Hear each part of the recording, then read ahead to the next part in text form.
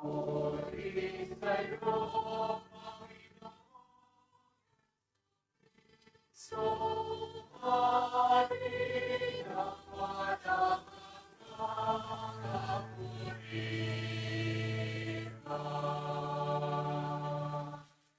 am the resurrection of the life, says the Lord. Whoever believes in me, even if he dies, will never die.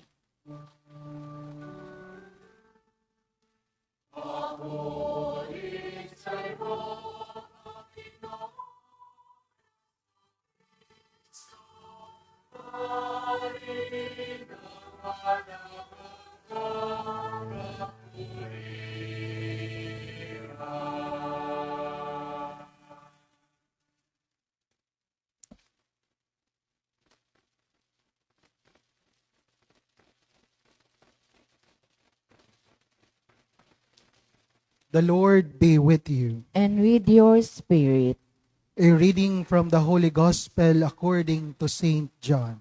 Glory to you, O Lord.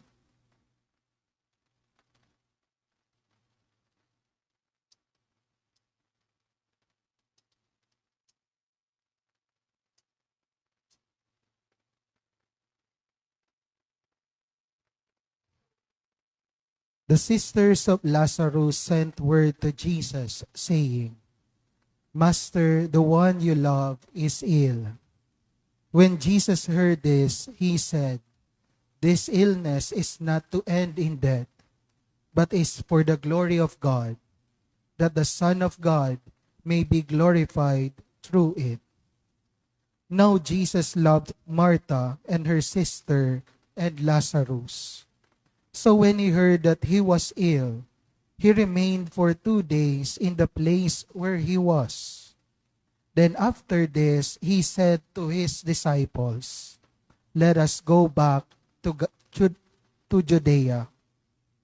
When Jesus arrived, he found that Lazarus had already been in the tomb for 4 days. When Martha heard that Jesus was coming, she went to meet him, but Mary sat at home. Martha said to Jesus, Lord, if you had been here, my brother would not have died. But even now, I know that whatever you ask of God, God will give you. Jesus said to her, Your brother will rise. Martha said, I know he will rise in the resurrection of the last day. Jesus told her, I am the resurrection and the life. Whoever believes in me, even if he dies, will live. And everyone who lives and believes in me will never die. Do you believe this? She said to him, Yes, Lord. I have come to believe that you are the Christ, the Son of God, the one who is coming into the world. He became perturbed and deeply troubled and said, Where have you laid him? They said to him, Sir, come and see. And Jesus wept. So the Jews said, See how he loved him. But some of them said, Could not the one who opened the eyes of the blind man have done something so that this man would have died? So Jesus, perturbed again, came to the tomb. It was a cave, and a stone lay across it. Jesus said, Take away the stone. Martha, the dead man's sister, said to him, Lord, by now there will be a stench. He has been dead for 4 days. Jesus said to her, Did I not tell you that if you believe, you will see the glory of God? So they took away the stone. And Jesus raised his eyes and said, Father, I thank you for hearing me. I know that you always hear me. But because of the crowd here, I have said this, that they may believe that you sent me. And when he had said this, he cried out in a loud voice, Lazarus, come out. the dead man came out, tied hand and foot with burial bands, and his face was wrapped in a cloth. So Jesus said to them, "Untie him and let him go." Now many of the Jews who had come to Mary and seen what he had done began to believe in him. Brothers and sisters, the gospel of the Lord. Praise to you, Lord Jesus Christ.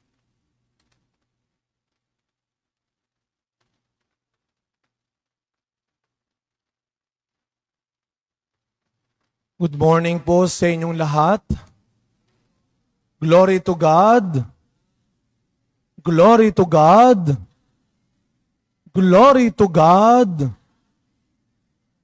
Salamat po at tayo po ay nagkakaisa na ng ating pong paniniwala.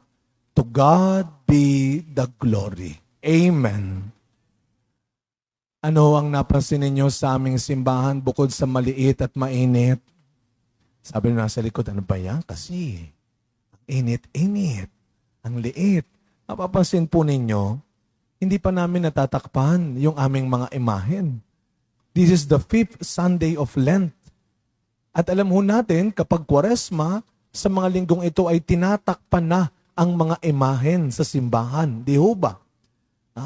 Bakit hindi pa natatakpan ito? Ito po'y bahagi ng ating pong paghahanda at bahagi ng ating pagtitika, part of our Lenten penance, ay yung hindi natin muna hayaan na yung ating mga mata, yung ating mga tenga, yung ating mga pakiramdam ay mapako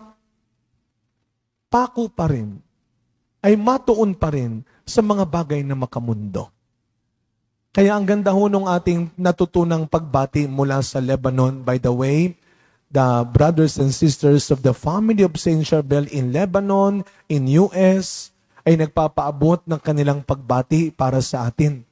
Natutuwa ho silang makita na tayo ay dumarami sa pagpapakita ng ating pagmamahal, ng ating debosyon sa ating Panginoon kasama ni Saint Charbel.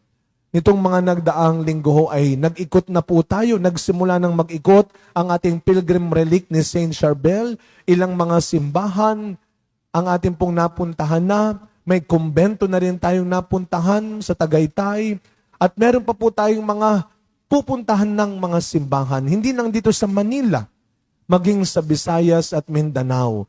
Antayin nyo lamang po, meron po tayong mga kapatid dito na kahapon pa sila dumating dito sa Maynila, galing probinsya. Nasaan po yung mga galing, wag naman po yung Novaliches lamang o Quezon City, no? Nasaan po yung mga galing talagang probinsya? Taas nga po ang kamay ng mga galing sa probinsya. Alam ko po, bawal ito, pero pasalamatan natin at batiin sila. Palakpakan ho natin ang ating mga kadeboto mula ho sa mga probinsya. Saan po kayong probinsya, brother? Iloilo. Saan ho galing yung mga nandoon? Batangas. Yun nung nandoon. Ha? Japan? Ha? Batangas? Bulacan. Papalapit na ng palapit ha. Pero salamat ho, no? Nakikita ho natin, hanggang ngayon po talaga, ako'y nagtataka ho. Lalo na ho, nung nakaraan namin, nagmisa kami sa Cubao, sa Perpetual Help Parish, sa Greenbelt. Tinanong ko po sila, gusto ko kayong tanungin din, ilan po sa inyo dito, be honest, ilan po sa inyo dito yung matagal na talagang nagdedebosyon kay Saint Charbel? Taas ang kamay. O di ba iilan lang? E anong ginagawa natin ho lahat dito? Ito yung biyaya ng santo na ito. Ito yung himala na bigay ng Diyos sa ating lahat ngayon. Ang ipakita ng Diyos sa atin kung ano ang kapangyarihan ng panalangin. At sino ang nagdadasal para sa atin? Bakit natin nakilala si Saint Charbel? Tandaan ho natin, tayo ay nasa panahon ng Kwaresma. Ang panahon ng Kwaresma ay hindi lamang pagbabalik loob natin sa Diyos. No? Ang Kwaresma ay hindi lang tungkol sa ginagawa natin. Pangungumpisal, pagsisisi, pagsakripisyo, pagpepenitensya. Alam ho ninyo, itong panahon na ito ay panahon ng Panginoon para bawiin tayong lahat mula sa ating kasalanan, kasamaan, at kamatayan. God did not and will never give up on you. Amen. Itong panahon ng Kwaresma, kung ibibigay lang natin sa Diyos, ay panahon para bawiin tayo ng Diyos, ibalik tayo ng Diyos mula sa pagkakasala, pagkakamali at kasamaan. And kung sino man ho, ang napakalaking role na ginagawa ngayon sa ating nandito, sa mga naka-online, sa mga nasa labas, hindi ko alam kung matutuwa ako na umulan dahil kayo ay nakapayong nasa labas. Ano ba, maganda ba dahil medyo lumamig ang panahon? Pero kawawa ho kayo nasa labas. Salamat po sa mga nagpahiram ho ng mga tent, ng tolda. Alam nyo, nakakatuwa ho. Ito pong ating ginagawa ngayon ay tunay na gawain ng Diyos. At ano ang ginagawa ng Diyos dito sa atin? Hindi lang pinagagaling yung ating physical na karamdaman. Alam niyo po, ako ay saksi sa isa pang bahaging ginagawa ng Diyos sa mga taong kagaya nating nandito. Di ba ho, naalala ho ninyo ang kwento ni Saint Charbel nung siya'y namatay, December 24, kinabukasan, anong nakita ng mga tao? Alam niyo po, nung ako'y nagpunta sa Lebanon, kasama ng aking kapatid, meron pong mga inside stories pa na hindi natin mababasa sa internet, sa libro. Kasi nakasama ho namin yung mga talagang kababayan, literal, ni Saint Charbel. Di ba ho, alam niyo po yung kwento na may liwanag na lumabas sa kanyang libingan? Alam niyo kung sino unang nakakita daw po? Hindi yung mga monk, hindi yung mga nagsisimba. Allegedly, ang nakakita ho nito ay mga Muslim. Dahil nagtaka sila, bakit may liwanag doon sa bundok? So ang pinuntahan nila ngayon ay yung mga monk, yung mga pari. Saan ang gagaling yan? Dahil nung panahon na yon ay may mga parang mayroong issue, mayroong hindi magandang nangyayari na pinagtataka nila, baka may tinatago kayo dyan sa loob. Hinanap ng mga monk at nakita nila ang libingan ni Saint Charbel for 45 days nagliliwanag. And do you know the miracle of the lamp? Alam niyo yung miracle of the lamp? Saan po nanggaling itong ating oil? Sa totoo lang po, araw-araw, ang pinaka-top 1, kung magkakaroon ng survey, ang top 1 na inquiry, ang top 1 na tinatanong sa amin sa cellphone, sa online, saan po makakakuha ng oil? Yan ang top 1. Saan po makakabili ng oil? Hindi ko kami nagtitinda ng oil ni Saint Charbel. Wag ko kayong maniniwala sa nag-aalok ng oil at bibilin ho. Mamaya ho, tuwing 22nd of the month, pakishare nyo na lang po doon sa iba. Tuwing 22nd of the month, magbibigay ho kami ng oil. Baka sabihin niyo, Father, natuyo na yung bulak. Natuyo na. Di pa kami nakakauwi ng probinsya, tuyo na. Mamaya ho, kami ay nagpuyat ng ating mga kapatid mula sa family of Saint Charbel. Noong isang araw, 2 oras lang ho ang tulog namin at kagabi rin ho. Nasa maliit na bote na ho ang inyong oil na iuuwi mamaya. Kita nyo na, oil lang talagang habol ho ninyo yata. Bakit ang parang oil lang tayo natutuwa? Alam nyo ho ba yung kwento ng The Miracle of the Lamp? Saan ho ba galing yung oil? Bakit ba tayo ay masyadong humihingi ng biyaya sa tulong ng oil? Dalawa yan. Nung namatay si Saint Charbel, December 24, nung nakita ho nila nga at nagliliwanag, nung binuksan nila ang libingan ni Saint Charbel, kitang-kita nilang buong-buo pa yung kanyang katawan intact. At mayroong parang mga likudong lumalabas sa kanyang katawan na may mabango. Tuloy-tuloy. For 65 years. Hindi ho naagnas ang kanyang katawan. At may nilalabas na likido na parang oil ng kanyang katawan. At lahat daw po nang pumupunta doon, syempre pinag-aaralan nila. Kaya doon sa Lebanon, sa museum, makikita nyo yung ilang pares ng damit ni Saint Charbel na kailangan pong palitan dahil basang-basa na. Ay yung mga nagpupunta ho doon sa libingan, na kapag humihipo ho, dahil tumatagas talaga yung langis at ginagawa ng mga monk ay kinukuhaw nila yung langis at iniipon nila na pinamimigay nila. Doon nagsimula ang daan at libo-libo pang pagpapala at himala ng Diyos. Ng Diyos. Ha? Pagpapala at himala ng Diyos sa tulong ni Saint Charbel. Only God can give us the graces, the blessing, and the miracle that we need. Only God. At siguro ganun ho ang kanyang ginawang paraan para paniwalain ng mga tao. Do you still remember the story of Nohad El-Shami? Yung babae pong Lebanese na nanay, parang mother of 12, kung di ako nagkakamali, na siya ay na-paralyze at sa kanyang panaginip, nagpakita si Saint Charbel at isa pang monk na sabi nila si Saint Maroon, the founder of the Maronite Church, na parang gusto siyang operahan, na binagbadasal siya. Kinabukasan, kalahating katawan paralyzed. Kinabukasan, pumunta siya sa kanyang mga anak at ikinwento, mga anak niya tulala. Pinuntahan ho namin yung bahay ni Noah doon sa Lebanon. Kung saan siya, yung kwarto ko saan siya na naginip at yung kwarto ko saan siya namatay. Yung mga anak niya nakatingin. Ang sabi ng mga anak niya, anong ginagawa mo rito? Paano ka nakalakad? At pumunta ho siya sa kanyang doktor, 2 sariwang sugat sa leeg ang kanilang nakita. Kinabukasan na naginip siya muli kay Saint Charbel. Anong sabi ni Saint Charbel? I did the surgery so that the people will go back to their faith.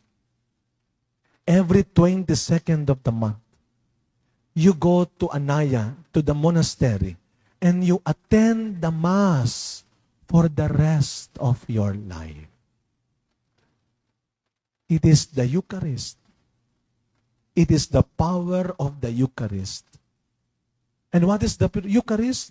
The highest form of prayer. There is power in prayer. Pero anong sinasabi ng Panginoon sa atin sa mga pagbasa ngayon? Napakaganda ng kanyang pangako. Sabi ng unang pagbasa, I promise to you and I will do it. O, kita nyo na. Wag ko kayo mag-alala kung marami ng taong nagpaasa sa iyo, marami ng taong nagsinungaling sa pangako nila sa iyo, God is now reminding you, believe me. Anong sabi sa ating ebanghelyo? Did I not tell you that if you believe, you will see the glory of God? Sabi ng Panginoon, di ba sinabi ko sa iyo, kung mananampalataya ka lang, masasaksihan mo ang kadakilaan ng Diyos. Sabihin niyo po sa katabi ninyo, maniwala ka sa Diyos. Believe in God. Believe in God. Kaya humamaya, hindi lamang po ako, wag na po tayo mamili ng pipilahan. Dito ako kay Father. Dito ako kay Father. May kasama na ako, kumpare. You know, the power will not come only, maybe God can use us. God can use the relic. God can use the oil. But it is only your faith in God, your faith in God, that will heal you, that will change you, and that will save you. As we continue this celebration, my dear friends, let us thank the Lord for giving us the season of Lent, a time for us not only to count the many times na nagkasala tayo, nagkamali tayo, hindi lang yun. Kung paano nagliwanag si Saint Charbel dahil sa kanyang kabanalan at kabutihan, ganun din tayo. Ngayong Kwaresma, maniwala ka. Mabuti kang tao. mabuti kang tao. Kaya natutuwa ho ako kapag may pumipila at nagpapalagay ng oil sa noo at sasabihin nila, nandito po ako kasi may sakit yung anak ko. May sakit po yung tatay ko. May sakit po yung kaibigan ko. Masaya ang Diyos, nakikita kayong nagdadasal. Pero laging mas masaya ang Diyos pag naririnig kayong nagdadasal para sa iba. Nung March 1, may isang kwento. Isa sa mga libong nandito ang hindi na kinayang maghintay para kumuha ng prayer card para humawak sa relic. Umuwi na lang siya. Pero nagpunta siya dahil yung kaibigan niya critical sa ospital. Pag-uwi niya, nakatanggap siya ng tawag. Lalabas na ng ospital ang kaibigan niya. Because he prayed, because he believed. Amen.